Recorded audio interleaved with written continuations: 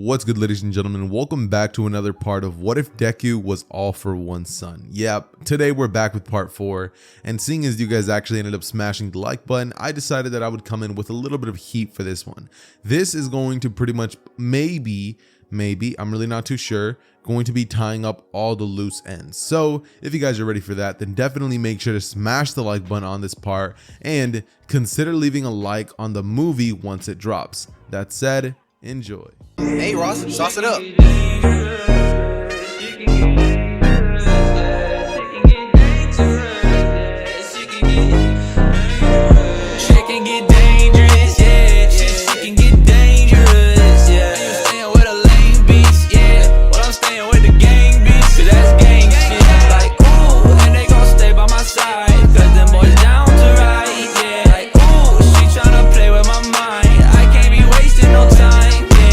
Continuing the story where I left off on part 3, I think it's a safe bet to start off with Izuku's internship opportunities as well as his pro hero name.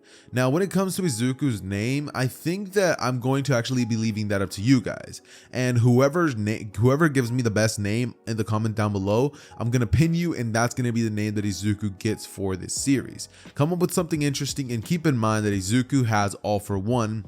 Maybe you can use that as some sort of gimmick for his name. Other than that, I think it's safe to continue on to who his internship opportunity is going to be spent with.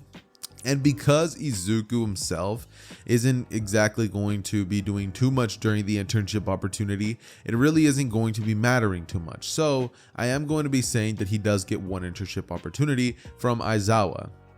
And I think that it should be a safe bet for Izuku to actually join Aizawa when it comes to this internship opportunity, just because I think that All for One would definitely enjoy this, and I think that this is something that All for One wouldn't question too much. He's going with a hero that has an erasure type quirk, and that could definitely help them in their defeation of All Might, their ultimate end goal for what they've been doing this entire time.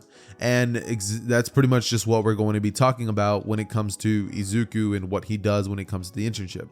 That says, though, I think that Izuku is definitely going to get Aizawa in on the plan, and Aizawa is going to, since he is one of the most understanding characters in MHA, I would like to say, I think that we could definitely have him understand what Izuku's coming from and have him actually be one of the role key players in the ultimate defeation of All for One. So Izuku is actually going to be replicating the quirk of Erasure from Eraserhead, and now he's going to have even more quirks under his disposal. He even has Hagakure's invisibility, which is something that he didn't think he would actually end up replicating. Even Laser Beam's naval laser, except Izuku modified the quirk when he stole it, seeing as he can make quirks better, to instead shoot the naval laser out of his eyes, which I think would definitely help Izuku with the cause. Not only that, but Izuku also has these morphing type quirks where he can actually steal the quirks of people who can transform their bodies, and Izuku has like a sort of Zoan type devil fruit kind of quirk where he can actually turn himself into a gigantic leopard. I think it's sick, and I definitely love the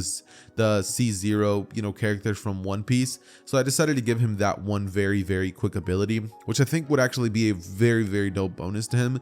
But overall, during this time, that's exactly all Izuku would be doing, taking quirks and learning a couple of things from Aizawa of how to stay undercover, how to not get caught, and telling him to stop using that phone because that's a one sure way to get caught. Telling him that he needs to be more sneaky with his ways, and telling him that he needs to spread out what he does and make sure that he stays on All for One's good side. So for now, he needs to make sure that Izuku acts as evil as possible and doesn't try to exactly get too much attention on himself. Telling him that if he was All for One, he would have also been suspicious by now, with him saying that he's unsure of whether he really is on their side or not, but regardless, it's better to trust than to not trust, and potentially be one of the key factors in why the plan of defeating the greatest villain in the MHA world won't work. So for now, Aizawa is going to be helping train up Izuku a little bit, and once the internship opportunity is over, we're going to cut straight into the final exams, which are going to pretty much be a not so important event. Why do I say that? Because I mean, it's final exams, dude. Nobody cares about that. Obviously, we will see a battle between Izuku and All Might, but because I don't want Izuku to kind of get the attention of everybody else, Izuku's actually going to be having to face off against Principal Nezu. Let's say that Izuku has to face off against Principal Nezu, and because Nezu knows of the plan, he would quickly allow Izuku to actually win, right? He wins at the event. And what would end up actually happening is that Izuku would end up making it forward to the forest training camp. Now, once they get to the forest training camp, All Might would actually be present this time, as well as more heroes, which would actually end up arriving covertly. Like a bunch of heroes end up arriving at the forest training camp arc because Izuku would have actually briefed All for One in on the fact that All Might will definitely be there, and that this is their one big shot to definitely take him out. Izuku will be in charge of luring All Might out somewhere, and once he does that, All for One will be able to essentially use Kurogiri to teleport All Might to a different location, or so that's what everybody's thinking at the moment. But little do they know that there's generally a ton of heroes on standby at that exact location, ready to ambush All for One. This is the final day that All for One stays a free man. The final day that All for One can control Izuku Midoriya's life. But for now, the training camp continues as usual. All the students would end up arriving, being left on the cliffside of a mountain, and from here be forced to make their way towards the direction of where the training camp would actually start. Izuku would get a little bit tired from this and inevitably make his way towards the area where he begins cooking, and everybody has a pretty good time. Izuku doesn't interact with Koda much just because he's too preoccupied on All for One and things like that to be worried about some kid who looks a little grumpy. So this time Izuku's not exactly going to be making that same connection with Koda, and I do think that this is something that isn't exactly going to affect the story too much. So I think that for now we can generally keep everything as it is currently, and we can pretty much just jump into what will happen as soon as nighttime hits on the third night, which is where the attack on All for One is actually going to be taking place. How do I see this playing out? Well, essentially, I know that I told you guys that Izuku briefed All for One in, so Izuku is pretty much going to fake lure All Might out to an area of the forest that is actually quite far for some secret nighttime training. And All Might will be completely oblivious to it, quote unquote, right? And it's at this moment that All Might begins to essentially use his quirk and, face off against Izuku. And Izuku would actually end up landing a pretty crucial attack on All Might at this moment, weakening him as, All for One would finally receive the signal to teleport in. And once he does, All for One would immediately blitz in and shoot black tendrils into the direction of All Might, which All Might would catch and be sent back flying, saying, "All for One, what are you doing here?" All for One would clap as he would begin to essentially start clapping at Izuku, saying, "Great job. For a second there, I wasn't sure you were going to be able to make the cut, but it seems that I was wrong." He would then proceed to say, "Come to me, Izuku." As from here, Izuku would get a villainous smile on his face as he walks towards the direction of All for One, and Kurogiri would attempt to actually teleport All Might away. But before he could do that, the hero who in the original would have actually restrained Kurogiri, which was Edge Shot, would come flying in using his quirk and actually restraining Kurogiri, as multiple other heroes would make their way onto the scene, and it would be All for One versus like Endeavor versus Fat Gum. Like literally even the hero that was pronounced dead, Best Genius, would be there, as they would use all of their quirks at the same time to shoot a massive attack at the direction of All for One, which he would dodge with a shield, and Izuku would then be looked at by All for One with this just feeling of intense hatred in his eyes, right? But Izuku would not care. It's at this moment that Izuku would say, "I betrayed you, but you betrayed me first. When you took me away from my mother and you stripped my dreams away from me. It's payback time, bitch."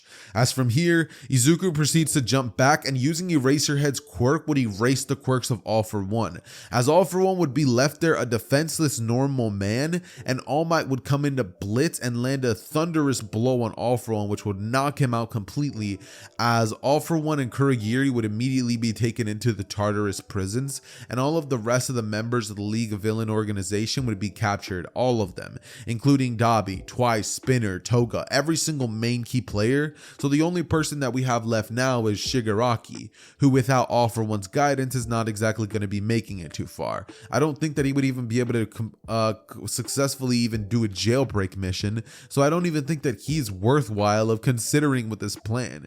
But Izuku would have came out with a gigantic W on his father, being the one who was capable of bringing All For One to justice, along with the help of a couple of heroes. All of them on this day would have ended up capturing All For One, and Izuku would finally now be free.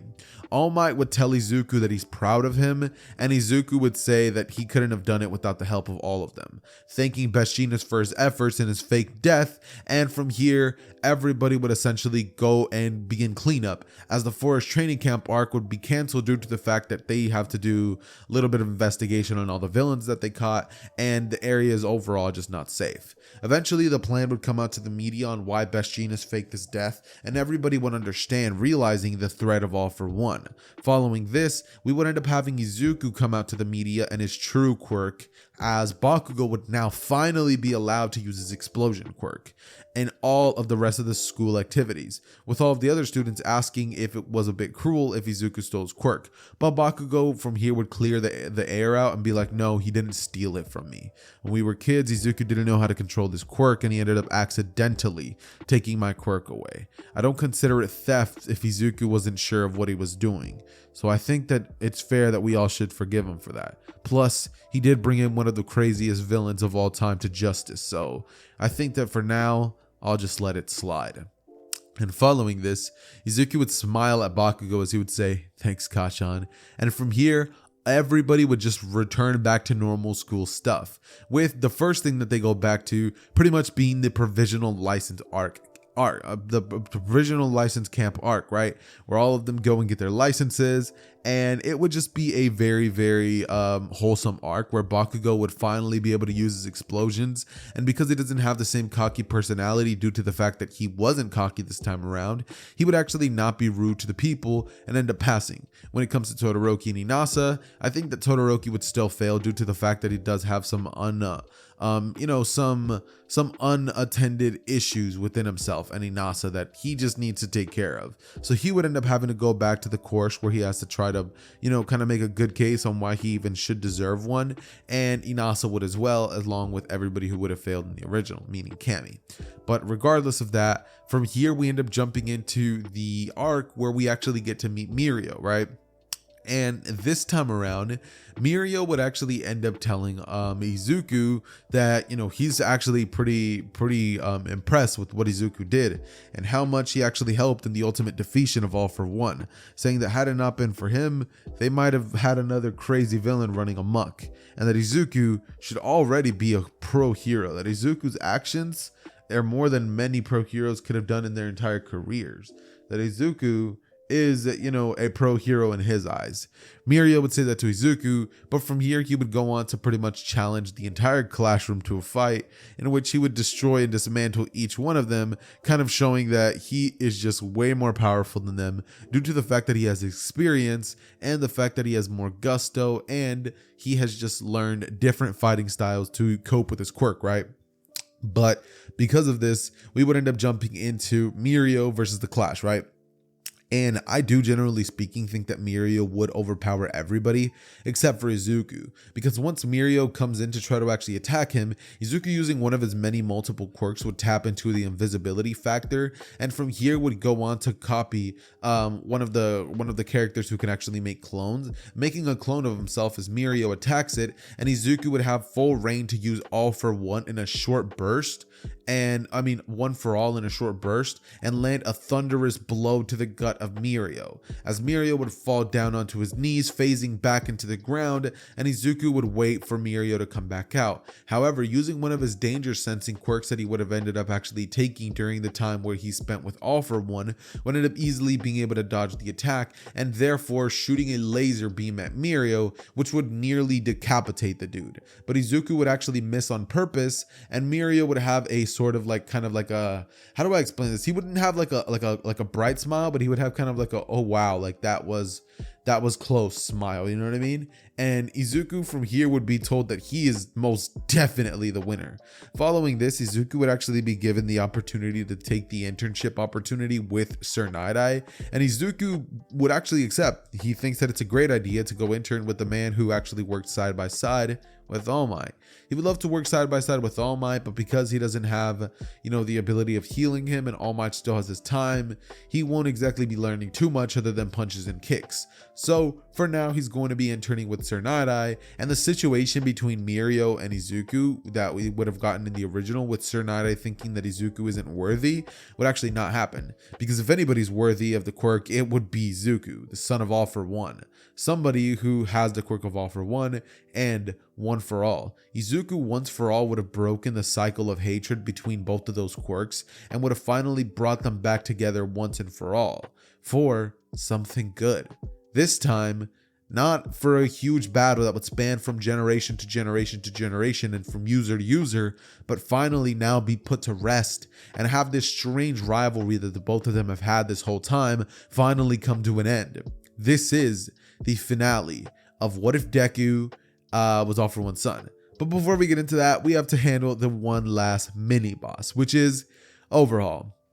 And when it comes to the Overhaul situation, what do I think would happen here? Well, generally speaking, we know that Overhaul still this time is going to be out with Eri trying to chase her because she escaped, and Mirio and Izuku are still going to be on standby. This time around, I don't think that Izuku would allow Eri to just go back and listen to Mirio. This time, I think that Izuku would actually take things upon his own accord and actually end up trying to save Eri on his own. And Overhaul, as soon as he would let out his devilish intent, Eri would try to go back to him, but Izuku would say, "You're never going back to that man again," as from here, Izuku can kind of see a little bit of himself in Eri, just due to the fact that he also had to spend his childhood with somebody who he didn't ever want to be there with. He never wished or wanted to be with his father growing up, and he never asked for any of the things that happened, but it just did. And Izuku just kind of wishes that he can give a better path to this girl, one that he never had access to. So he would immediately blitz in at Overhaul, and he would think to himself that this is personal, immediately using his quirky erasure quirk to inevitably end up handling Overhaul and blitzing in as he would pummel him with attacks coming from One for All in every direction. Overhaul would be completely out of the picture, and from his jacket pocket would drop a couple of bullets, which Izuku would be able to quickly examine and take to the police department, where they would find out that they are quirk erasure bullets.